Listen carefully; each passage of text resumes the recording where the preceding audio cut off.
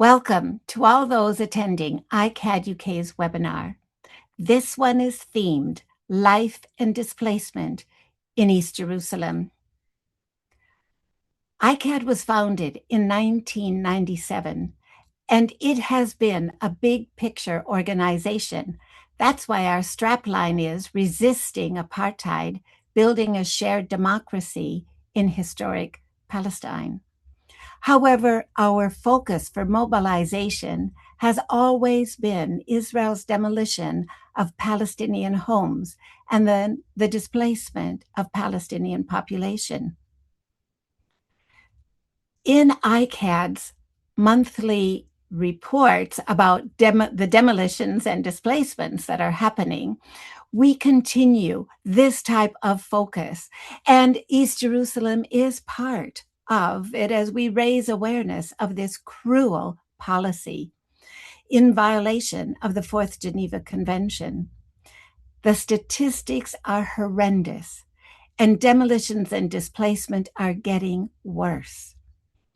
They're not to be quickly glossed over because every number represents a family who has gone through this terrible, terrible tragedy and injustice.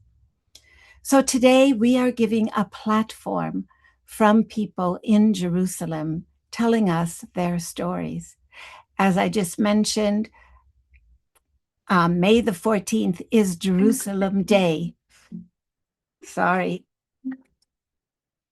It's Jerusalem Day, and there's been a lot of activity there.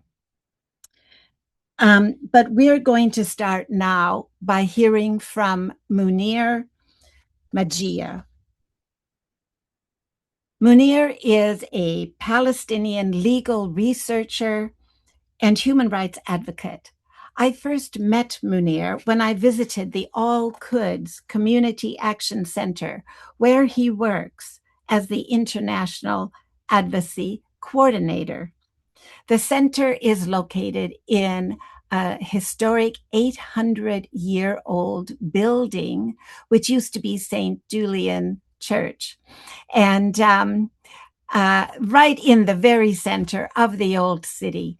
So I think, Munir, would you come and talk about what's happening in terms of your work, the old city, other areas in East Jerusalem, and then when Thakri joins us, we will hear about Silwan. Okay, so can I turn it over to you, Munir? Thank you. Thanks so much, Linda, for the introduction. I'm going to share a PowerPoint. Can you see it? Yeah. Yes. Yes. Okay. Yes. Thank you. Slideshow. Great. Okay. Hello, everyone. It's a great pleasure to be with you here this evening. Within these 20 minutes, I'm going to try as much as possible to convey to you what is happening in Jerusalem as we speak. My presentation will be divided into 4 segments. So first, we're going to set the context. Then I'm going to share with you recent developments regarding displacement and dispossession. And then I'm going to present some statistics regarding demolitions. And finally, we're going to present the alarming acceleration in the establishment, construction, and planning of settlements in East Jerusalem. So I'm going to start with the context. And context is important because context serves as the loom upon which laws, policies, and practices are woven. Without a comprehensive understanding of the context, the real motives and drivers behind all these policies will remain obscure. So since Israel occupied and illegally annexed the eastern part of Jerusalem, the Israeli government had determined 2 paramount objectives that have been reaffirmed by consecutive Israeli government. And those are to maintain a solid Jewish majority within Jerusalem's overall population, and to ensure that the eastern part of Jerusalem will permanently remain under Israeli sovereignty and control. Now, these 2 objectives are interconnected, obviously. One feeds into the other, one strengthens the other. So it's really hard to separate between them. Initially, the decision was to maintain the demographic ratio between Palestinians and Jews that existed in 67, which was 76% Jews and 24% Palestinians. But then the Palestinian population was growing more than expected, while the Jewish population was growing less than planned.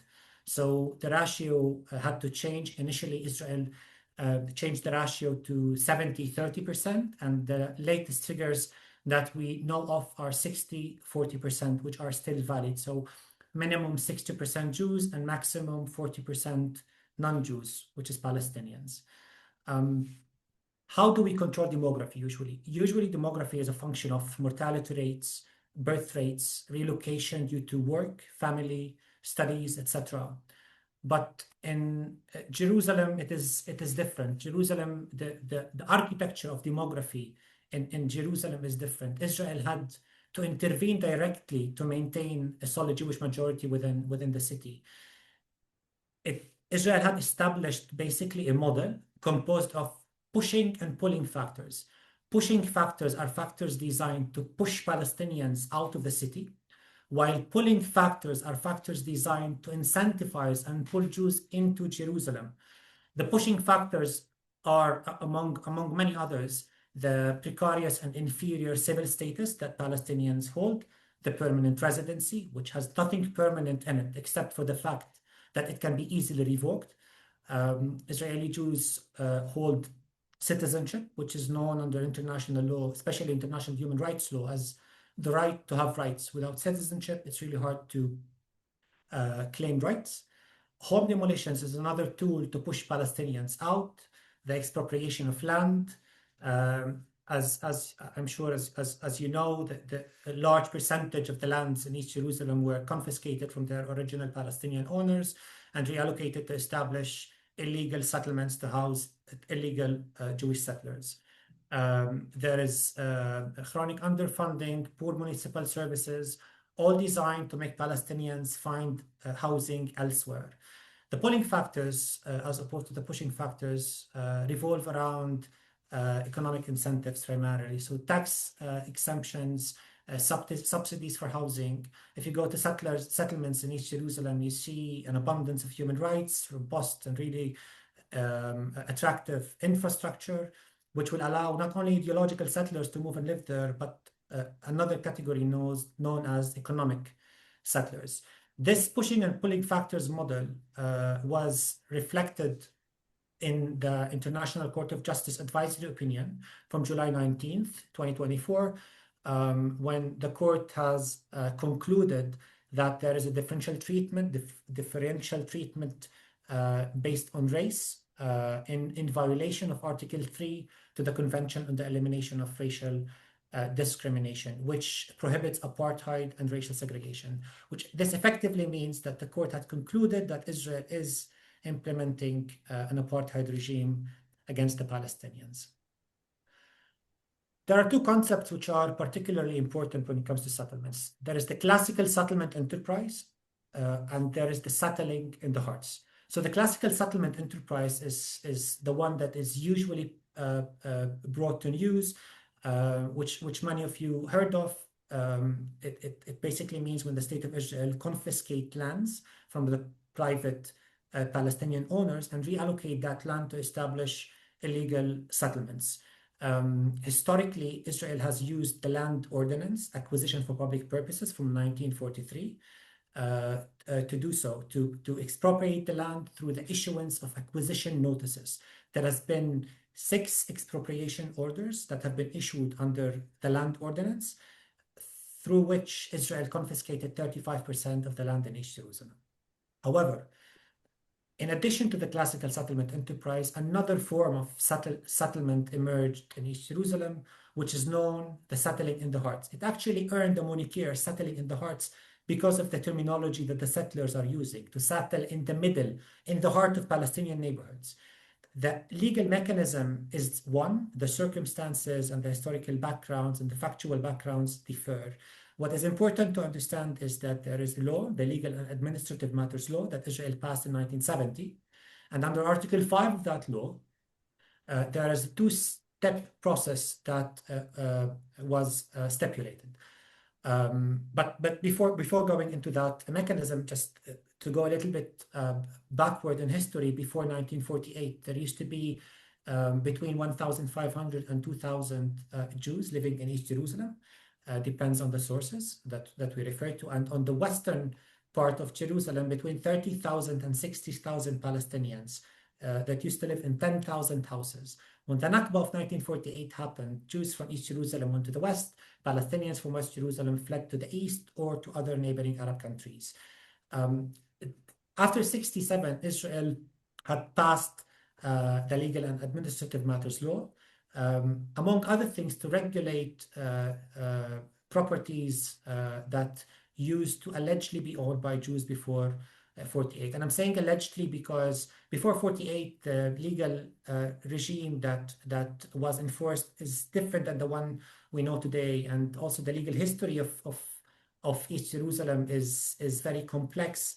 There used to be short-term rent, long-term lease, and other complex property rights that were all later construed as full ownership by Israeli courts. However, the Legal and Administrative Matters Law, as I mentioned, stipulates a two-step process. First, that all properties that were linked to Jews before 48 that came under the administration of a Jordanian entity called the Jordanian Custodian for Enemy Property will be transferred to a department within the Israeli Ministry of Justice called the General Custodian as a first step. The second step would be that upon the request of the original Jewish owners or anyone that comes in their fief, meaning anyone that has legal standing on behalf of their rights, the General Custodian will release that property to them. Now, it is very important to say that Jews who fled from East Jerusalem to West Jerusalem during the events of 1948 or the events between 47 and 49 received alternative housing, which used to be Palestinian homes. And Palestinians who went to East Jerusalem or to neighboring Arab countries cannot reclaim property now because Israel also passed the absentee property law, which blocks Palestinians from reclaiming their property. So we have a legal reality in Jerusalem where two groups that were impacted by the same event, one group can reclaim property and the other group by law cannot claim property. So that is very important to understand what is happening in Sheikh Jarrah, the displacement in Sheikh Jarrah, in Silwan, inside Jerusalem's old city and the neighboring Palestinian neighborhoods. Now I'm gonna provide an update on what is happening in Sheikh Jarrah. In Sheikh Jarrah, there are two locations. We have East Sheikh Jarrah, also known as Karmel Jaouni, and we have the western part of Sheikh Jarrah, which is known as Kubbaniyat Harun. Again, the same legal mechanism, the Legal and Administrative Matters Law from 1970 is the legal mechanism that the settlers are using to dispossess Palestinians and take over their properties. But the factual background is different. In Sheikh Jarrah, in Karmel Jaouni, there was in the families that live there today, their ancestors from the 50s, there was a housing project led by UNRWA and the Hashemite Kingdom of Jordan to settle refugees from Haifa, from West Jerusalem in that location. The purpose was to grant ownership deeds to these families in the following years. The annexation of East Jerusalem happened in 67.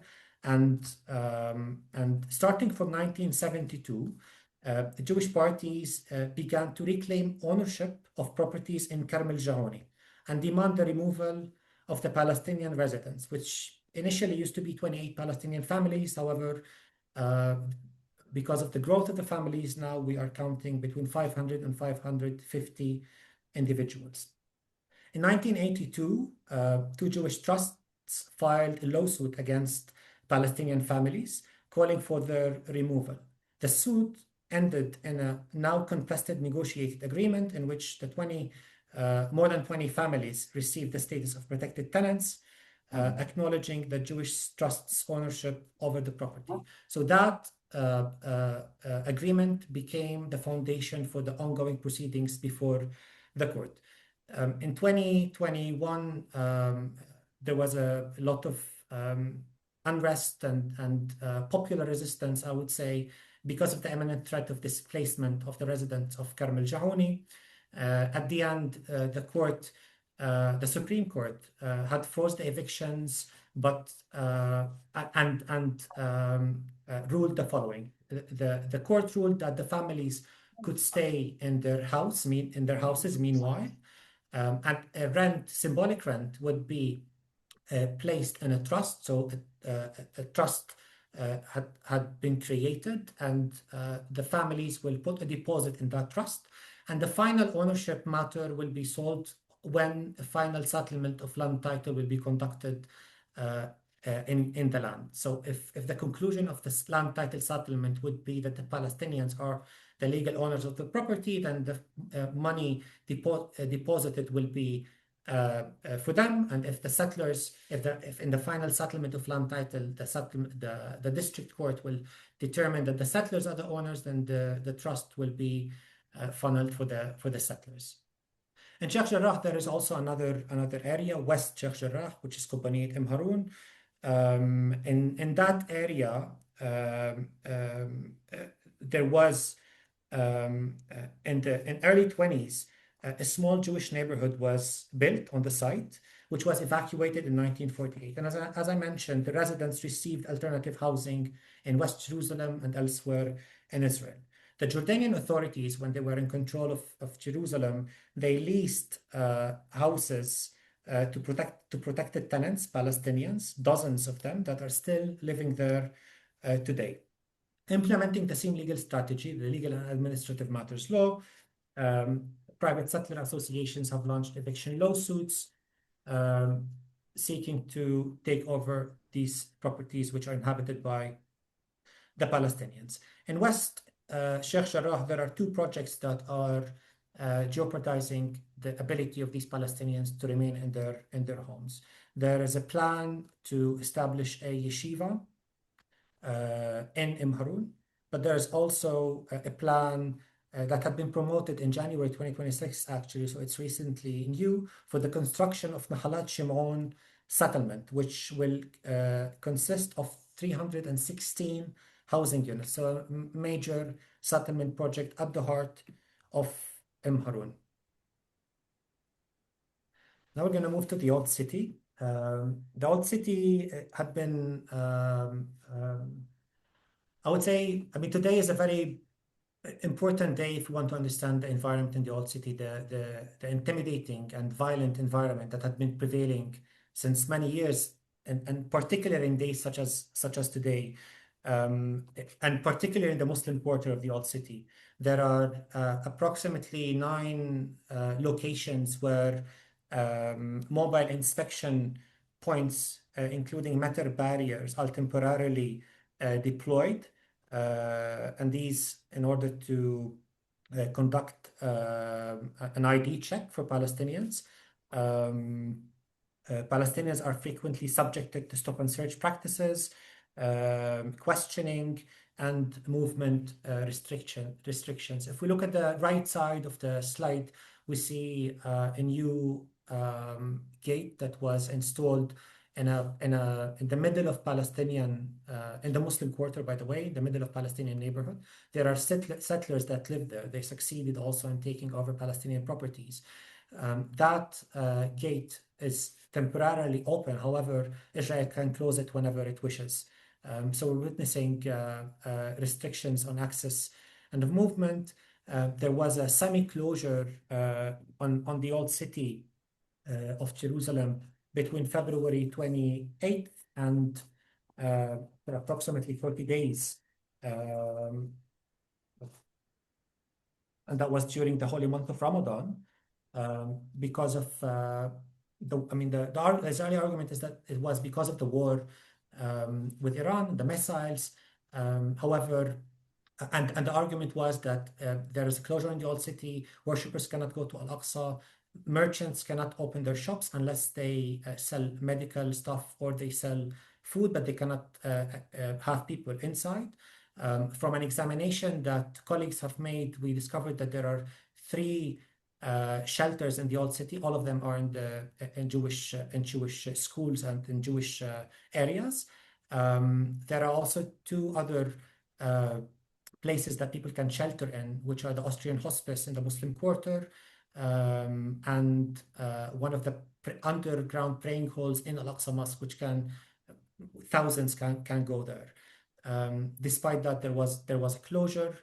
And today, as Linda was mentioning in the introduction, the celebration of colonialism in the Old City, the videos and pictures are still surfacing until now. I really encourage you to go to Google and just type Jerusalem Day 2026 to see the atrocities that are happening. Palestinians are inside their houses, they cannot leave.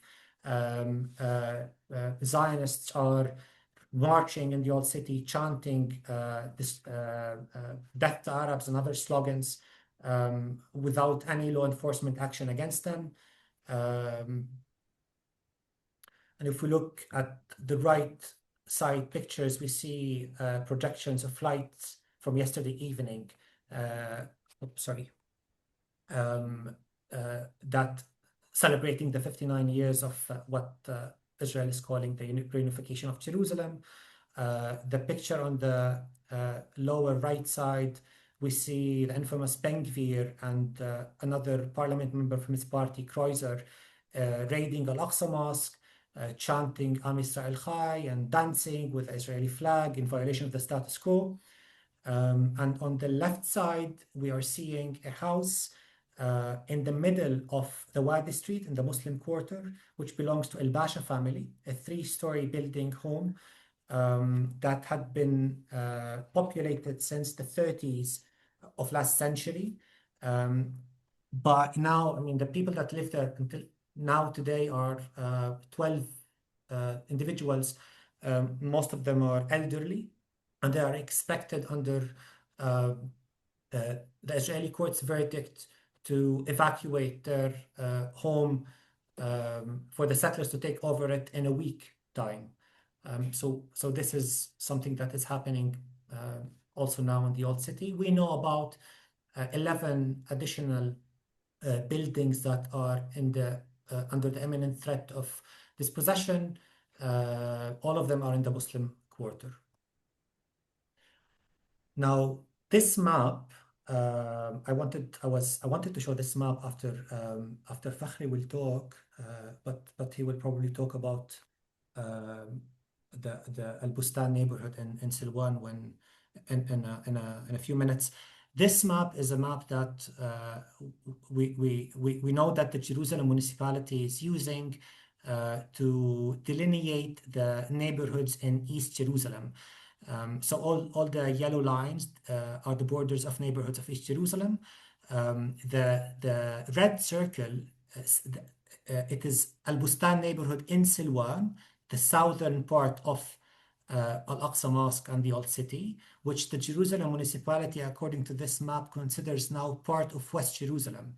Now, this is very dangerous because hundreds of Palestinian families are living there, and we know that all the houses in Al Bustan received demolition orders because Israel wants to keep that space as a green area. They don't want construction in it, despite the fact that many Palestinians are living there. So demolitions are ongoing, and according to the Jerusalem municipality's map, this is already part of West Jerusalem. On the right side of that red circle, Batn al-Hawa of Silwan exists as well.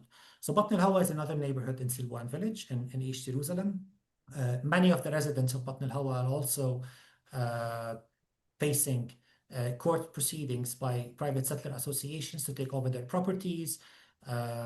Around 50 families to date have been dispossessed from their homes, and settlers took over their homes and moved in actually. These settlers in Silwan, in Sheikh Jarrah, in Jerusalem's Old City, and other surrounding Palestinian neighborhoods, despite Israel trying to present these as civil disputes between equal parties, the Israeli Ministry of Housing pays an annual sum of 100 million new Israeli shekels for private security company to protect and accompany the settlers residing in the hearts of Palestinian neighborhoods. Last week, we went and we met with one of the families that are under the imminent threat of displacement, the Rajabi family. We spoke with the residents and the family members about their case and about what they are experiencing under the imminent threat of dispossession and displacement. And that's one building, 7 families live, consisting of 42 family members. And we met with Arish, the mother, and Rafif, the daughter, an 8-year-old daughter, which you see in the picture as well. And just to listen to the stories, I mean, it's really heartbreaking to see the mental health impact on children, just thinking about how someone can overcome this deeply traumatic event. Rafif has shared with us what she feels, and she told us that she's very sad that she has to leave her home. She doesn't want to leave to any other place, and she asked us if we know about anyone that can make the settlers not take over their properties. The mother has told us what Rafif's teacher has said, and I'm quoting, the teacher said, "We have noticed that Rafif has become very distracted at school. She talks constantly about the house and the settlers. She often tells her classmates that she does not want to move anywhere else." The mother has said that Rafif cries a lot whenever the family discusses moving. She refuses to go on trips. She tells us that she wants to spend as much time as possible in the house before the settlers take over it.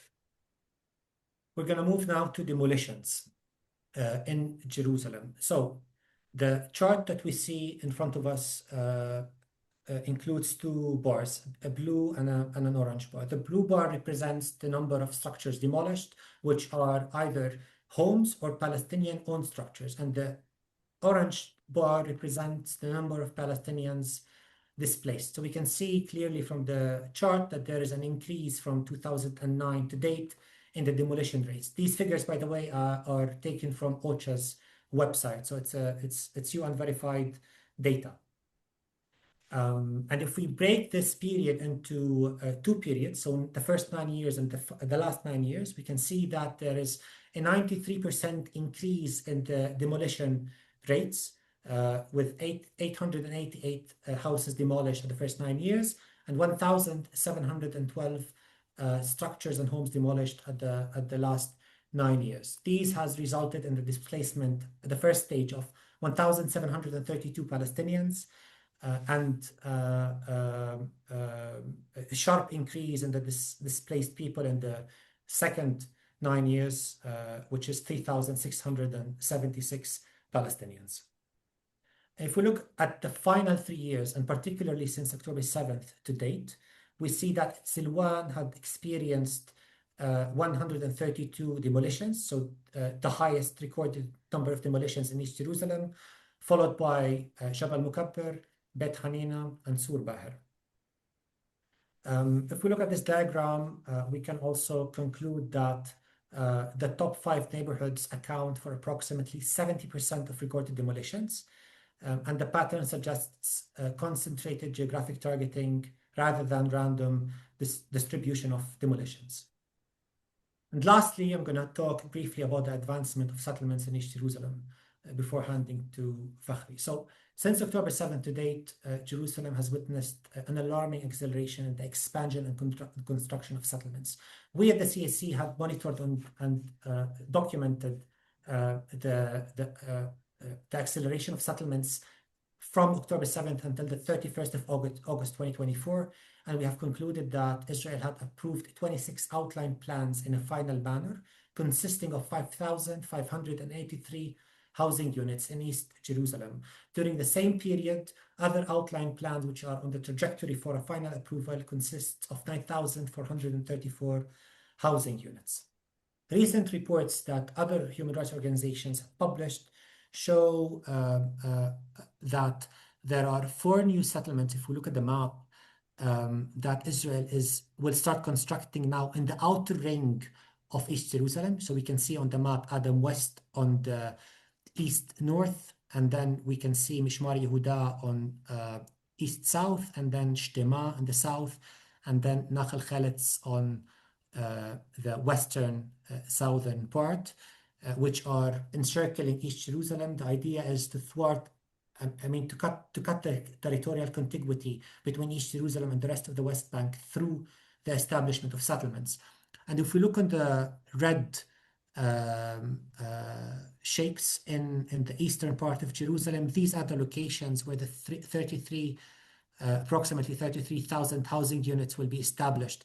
These 33 housing units are expected to house 130,000 illegal Jewish settlers, basically feeding into the desired demographic ratio and making sure that the objectives that I presented in the beginning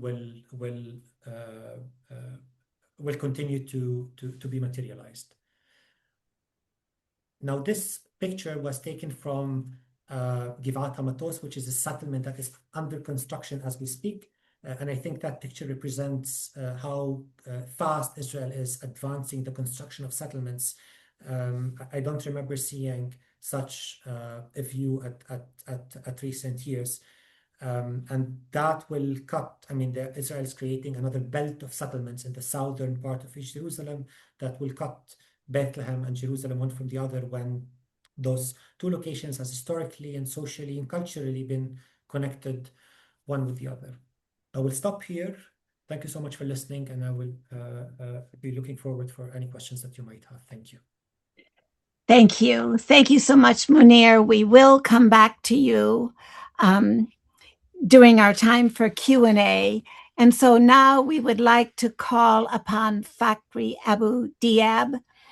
Fakhri, you can put on your video and unmute yourself if you could do that, please.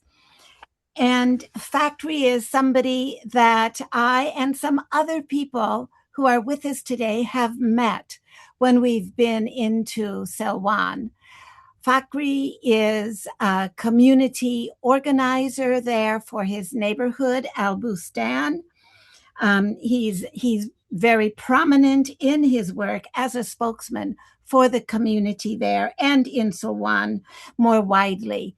Fakhri has experienced 2 home demolitions, and as I said, I and others present today have actually stood in the rubble of his home following his first demolition. And, these demolitions happen when suddenly, and I say suddenly because you don't know exactly when the Israeli army and the bulldozers and the police will arrive in this very violent action. So actually, Fakhri, if we could ask you now to please tell your story, talk about what's happening in Al Bustan, and then a bit in Silwan. Okay. Yeah. There you are, Fakhri. Welcome, Okay. Fakhri. And sorry, and to say, if other people could turn off their videos while we see Fakhri. Thank you so much. Thank you. Thank you. Can I ask Munir if he can translate? I will speak in Arabic language and Munir speak in English or translate to English if he until now with us. Munir, sure. you heard? Yeah. أكيد فخري. Okay, I will speak in Arabic and أتحدث بالعربي وأنت تترجم. Your English is good, Fakhri. Yeah, but I. Okay, you proceed in Arabic. Yeah, thank you very much. بداية أنا يعني بشكرهم وبشكر ليندا وبشكر كل اللي بيسمعونا وبيسمعونا مشاكلنا. First, I thank Linda and everyone for listening and hearing us and listening to our problems. وبشكر كل واحد فعلا يعني ساعدنا من مؤسسات ومحلية أو دولية، حتى لو يعني بالزيارات أو بالدعم إن كان قانوني أو نفسي أو بأي وقوف بجانبنا يعني ضد المصايب اللي احنا بنعيشها. And I thank also all organizations and international organizations that have stood next to us in our plight and in the difficulties that we are going through. رغم أنه هذا اليوم هو يوم صعب على القدس، بما يسمى مسيرات الأعلام، واللي المستوطنين كانوا حوالين بيوتنا اليوم واستفزونا حتى في هذه المناطق يعني، وبدعم من شرطة الاحتلال. Today was a very difficult day in Jerusalem. It's the Jerusalem Day. Settlers were around our houses. They were attacking us while the Israeli police is watching. إذا بيسمحوا لي، قبل لا أحكي عن البستان وعن مشاكلي، عن قصة لسيدة في البستان عمرها 97 سنة. كنت قبل ساعة عندها أشرب مع أولادها قهوة، نحكي معها، اللي هي بتمثل حقيقة كل مراحل الصراع وكل مراحل المآسي والتهجير الفلسطيني. Before talking about Silwan, I want to speak about a 97 years old woman that I was just visiting, and she represents the struggle of the Palestinians and the Palestinian story. هذه الإنسانة هي مريضة وعلى سير، يعني سرير، وما بتستطيع تقوم، يعني فقط تستطيع فقط التحدث بشكل بسيط. She cannot speak. The lady is old and she's laying on bed, and she cannot talk. اسمها Sorry, Munir, we need you to speak nearer your microphone or turn your volume up, please. Munir, thank you. Okay, please continue, Fakri, please. اسمها يسرى القويدر. ولدت في يافا قبل عام 1948، وطبعا تم تهجيرها في ذلك الوقت في أيام النكبة الفلسطينية. Her name is Yusra Quader. She was born in Jaffa before 1948, and she was displaced. ونتيجة أنه استولوا على الحي اللي كانت ساكنة فيه، بيسموه يعني حي من أحياء يافا، اللي الآن هو في مستشفى للبحث الجنائي أو فتم طردها يعني سكنوا في منطقة هي قريبة من منطقة فيها مستوطنة اسمها مودعين، فسكنوا منطقة يالو حتى عام 1967.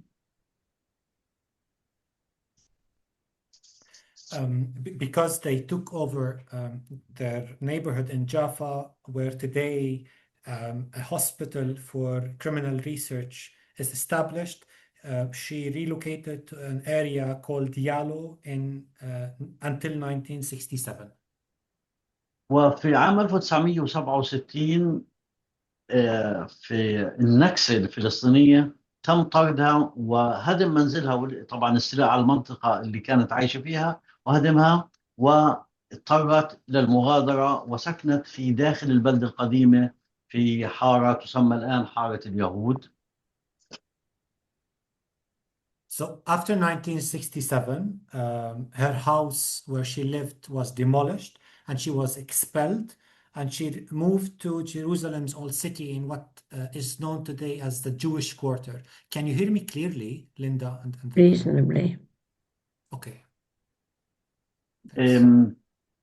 بعد 1967 كمان لما احتلوا الجزء الشرقي من القدس، طردوهم من حارة اليهود، وما في مجال إلا تنزل على سلوان. نزلت على سلوان هون في البستان وبنت بيتها، يعني أو سكنوا فيه. بدأوا ببنائه قبل 1970، لكن سكنوا فيه عام 1970 في منطقة البستان في سلوان.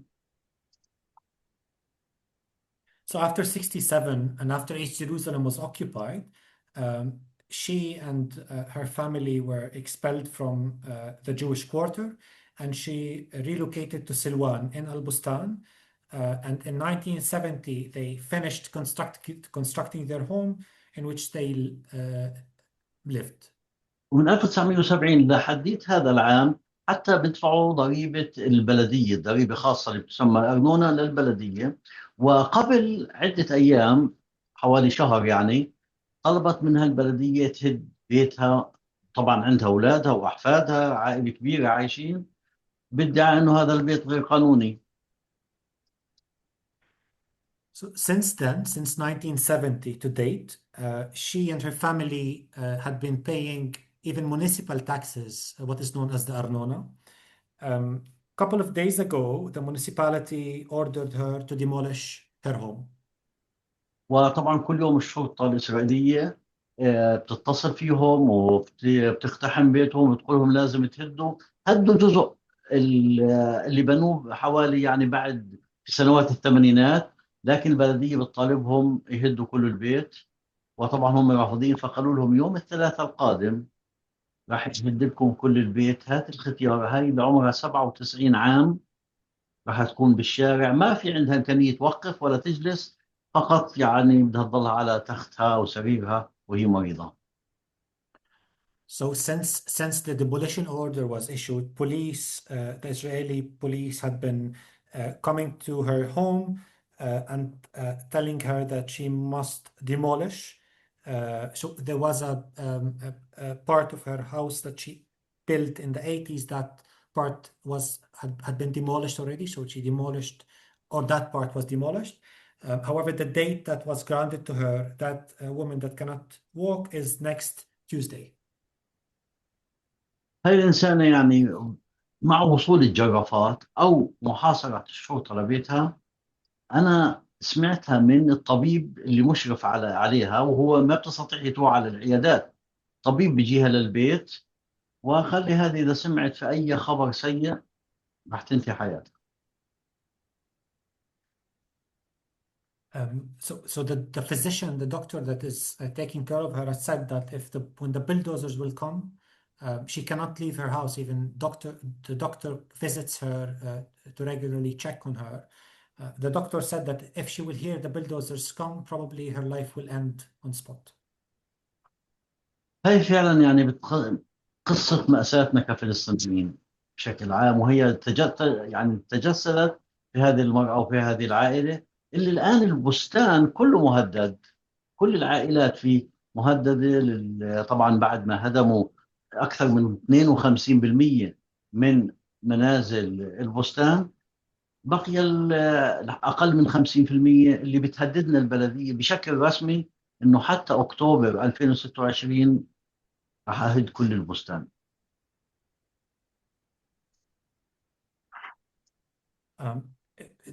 The story of this woman represents the Palestinian plight. In Al Bustan, all houses are under the threat of demolition. Israel has demolished more than 52% of the houses in Al Bustan, so less than 50 remained. And the municipality is threatening that by October this year, all houses will be demolished. طبعا عندنا احنا يعني في البستان كان 115 منزل، 1500 شخص بيعيشوا فيها. في بعد 7 أكتوبر 2023 هدوا حوالي، يعني طبعا هدوا 48 بيت، وأجبروا الناس على هدم الذاتي كمان 9 منازل، وبعضها محل يعني مش بس منازل، بنايات.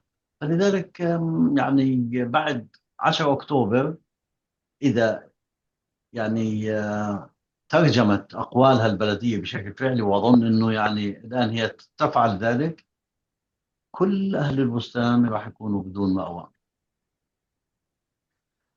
So Al Bustan used to have 115 houses housing 1,500 individuals.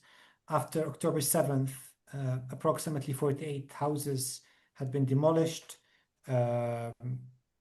and self-demolition also happened. So 9 houses were self-demolished.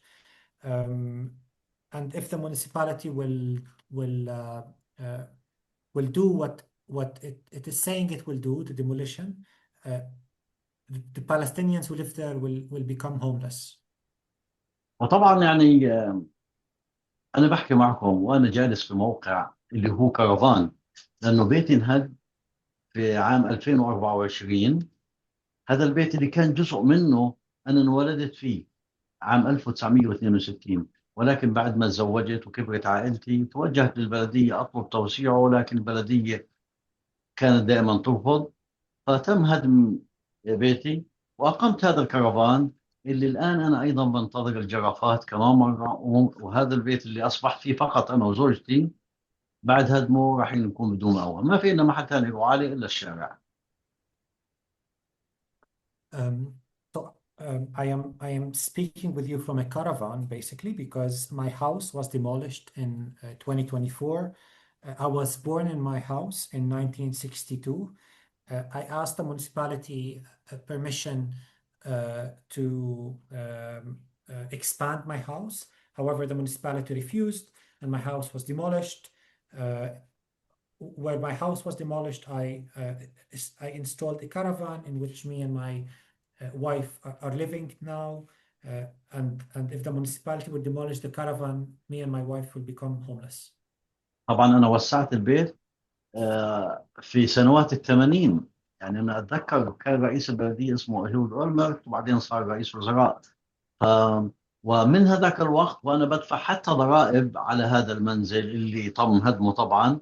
والبلدية أصلا ما بتعطينا تراخيص، رغم إنه إحنا يعني البلدية في فترة من الفترات لما وزعت علينا أوامر عدم كل البستان عملنا مخططات هيكلية، عملنا كل المطلوب للبلدية، ولكن البلدية في عندها سبب سياسي إنها ما بدها إيانا، بدها كل البيوت. During the 80s, I expanded my house. There was a period when Ehud Olmert was the mayor of Jerusalem and he became the prime minister of Israel.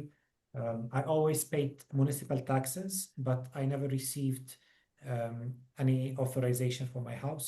We constantly engaged with the planning authorities as well and the municipality. However, for no avail. They want to demolish the neighborhood. طبعا البلدية بتقول إنه بدها تسوي حدائق، فإحنا حسب المخططات اللي قمنا فيها خلينا يعني جزء البيوت موجودة ومحيط المنازل كانت حديقة. يعني قسمنا البستان قسمين، قسم تقريبا 50% حدائق والقسم الثاني هو منازل للسكن. وهذا أصلا البلدية طلبت منا إنه نسوي مخططات، ولكن واضح إنه نتيجة الضغط اليمين في البلدية يتم دائما رفض مخططاتنا.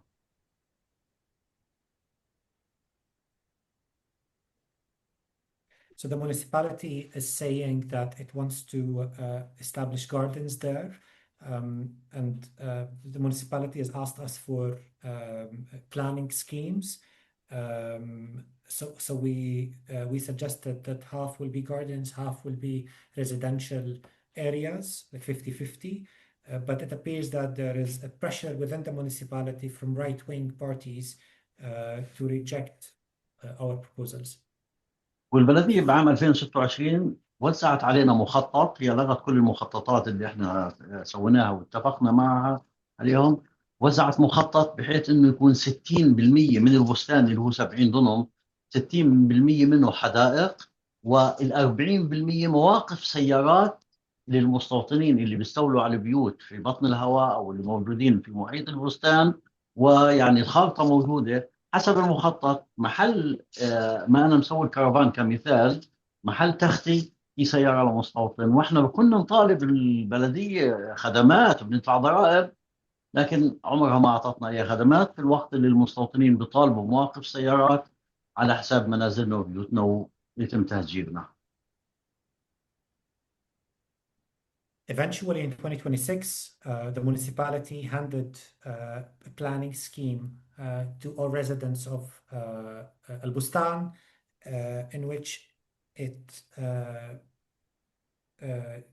declared that 60% of the area will be designated for gardens, and the remaining 40% will be designated as parking lots, ostensibly, it appears to be for settlers. From Batn al-Hawa, Al-Bustan, and elsewhere. So basically, where the caravan today is located, where my bed in the caravan is, this will become parking for one of the settlers' cars. We pay municipality taxes, but in return, we receive no services. وطبعا أنا مش عارف قديش معي وقت أحكي، عشان هيك ما بدي أطول.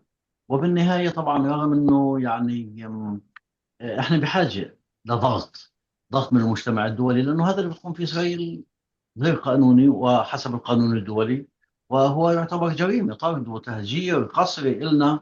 وأظن أنه المجتمع الدولي يجب أن يصل إلى مرحلة الآن أنه الأقوال تترجم لأفعال. يعني إسرائيل والبلدية كل ما بتقوم فيه نتيجة عدم أنها أمنت العقوبة من المجتمع الدولي، ونتيجة عدم وجود من يضغط على إسرائيل أو يعني يعاقبها بأي طريقة مسموحة قانونيا حسب القانون الدولي. لأنه في النهاية إحنا عائلات بنتشرد، عائلات ممتدة. أنا كنت أنا وأطفالي وأحفادي عايشين هون بعد ما هدموا البيوت، فيش إلا أنا وزوجتي. ولما تيجي الجرافات حتى أنا وزوجتي راح نكون بدون مأوى. إلى متى يعني؟ متى يتم الضغط على إسرائيل تحترم القانون الدولي، وانه ما نعطيها تظلها فوق القانون الدولي وفوق تقوم بالجرائم دون اي عقوبه؟ So we need to put pressure, but the international community must exert pressure on Israel because all this is illegal. This is criminal under international law, and the international community must shift from condemnations and mere uh, uh, condemnations and talks to actions. Impunity cannot prevail. Me and my family, including sons and daughters and grandchildren, used to live here. Now my sons and daughters and grandchildren relocated elsewhere, only were displaced elsewhere. Only me and my wife are living in this caravan, which soon we're going to have the same fate of being displaced as well. وطبعا يعني بعد الهدم نتيجه انه يعني احنا بنخسر بيوتنا، بنخسر ماضينا، بنخسر تاريخنا، بنخسر ذكرياتنا وايضا مستقبلنا.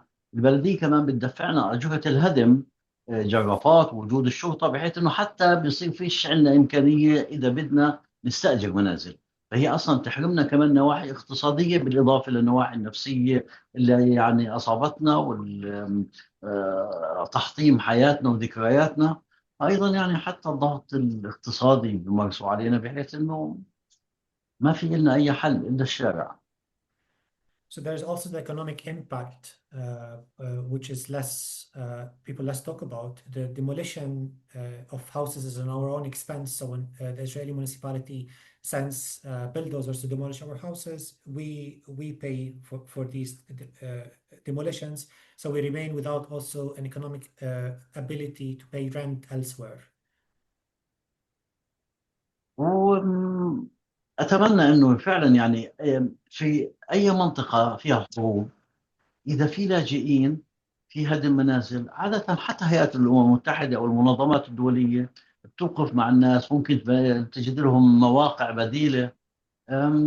ما بعرف إذا هذا ممكن في القدس، يعني بحيث أنه إحنا لما بنتهجر على بعد 20 متر من بيتي تم هدم 5 منازل، والخمس منازل فيهم أكثر من 58 نفر، أغلبهم أطفال. الآن كلهم مشتتين في الشوارع، بعضهم بنام يعني لحديث قبل أسبوع كان في يعني ينام في سيارة، وبعضهم عند العائلات الثانية. يعني شو في إمكانية بدائل على الأقل إذا ما بيستطيعوا ما يهدوا يعني يضغطوا إنه البلدية ما تهد بيوتنا، إنه إحنا كمان ما نكون في العراء، يعني على الأقل يكون في حد يحمينا وحد كمان يوطننا يعني لو في منازل مؤقتة. So what alternative exists? The United Nations provides in war zones when there are refugees, the United Nations provides alternative housing. Is that a possibility that the UN can provide for Jerusalemites? Last week, 5 houses were demolished, consisting of 52 individuals, the majority of which are children. Many of these individuals ended up sleeping in their cars without any viable housing solution. Thank you. Thank you. Your story is heartbreaking, Fakhri. What you describe as what you and the other people in Al Bustan and wider into Silwan is beyond anything that, anybody should have to endure. To say that 52% of the homes have already been demolished and the rest are to be demolished by October.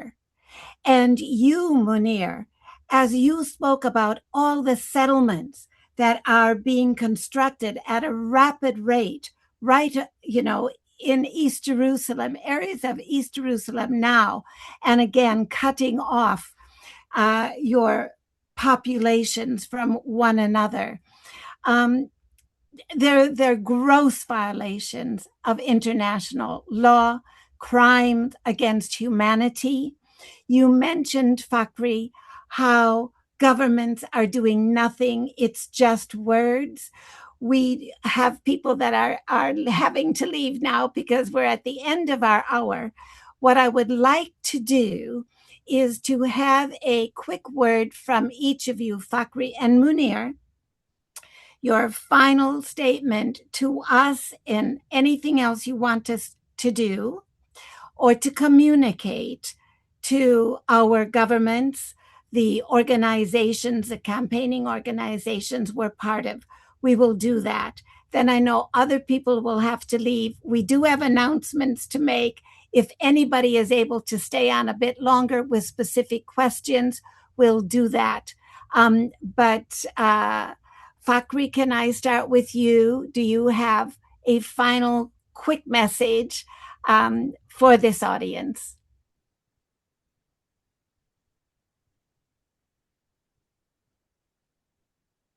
We can't hear you, Fakhri. Okay. احنا يعني على الأقل بحاجة لمن يمسح يعني دموعنا. يعني بننام في خوف، في ألم، في ضبابية المستقبل. ما بنعرف بكرة ممكن أو بعد يومين الجرافات تيجي تهدم بيوتنا. هدمونا نفسيا. ليش ما لناش حقوق؟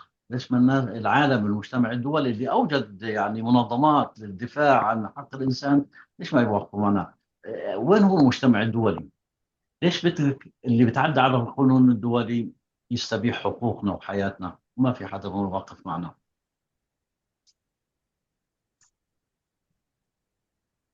So we're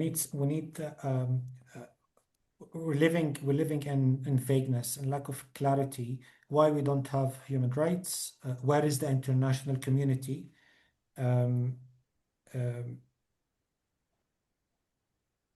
Yeah, so basically calling for action. Yeah. Thank you. Thank you, Fakhri, for those thoughts. And what about you, Munir? I think there are two things that are very important. Continue talking about Palestine, continue talking about Jerusalem. It's very important. We are at the final stage of genocide now.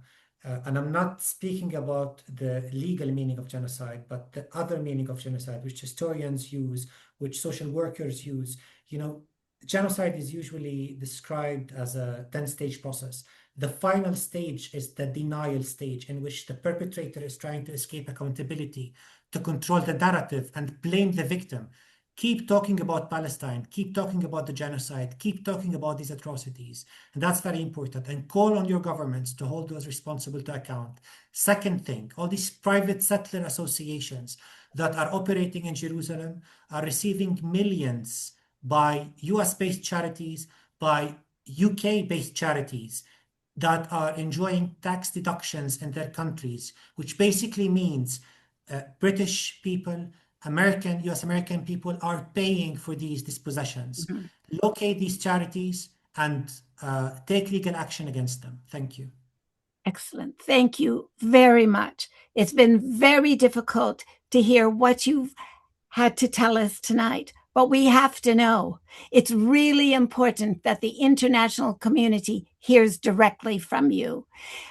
So if you two can stay on for a few minutes, in case we have some people who can stay as well for some questions. But right now we need to bring up some slides.